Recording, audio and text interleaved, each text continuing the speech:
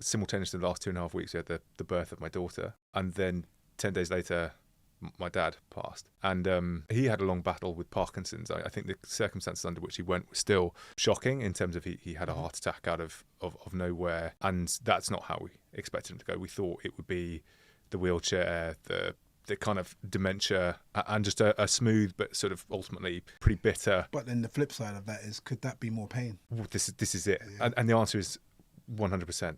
Yeah. So the story that comes out, and where a lot of the sort of collective sympathy, I think, that's come out is he's in a better place. Not because it's a spiritual place, but literally because the material body he was in was becoming an uncomfortable place to be.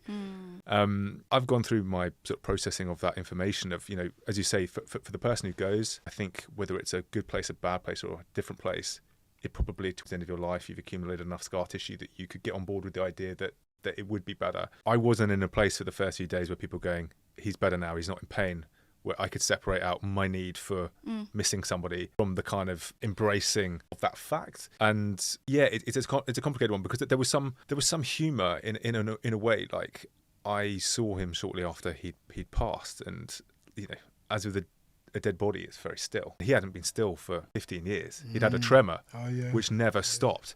Eating away at him, it starts with one hand, two hands, his legs were going, and he'd tremor like this. And I thought, well, fuck you, Parkinson's. You can't do anything with a dead body, can you?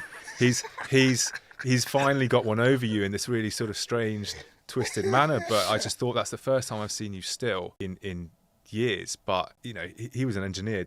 I don't think he was spiritual, but like, there was a sense that he's in a better place.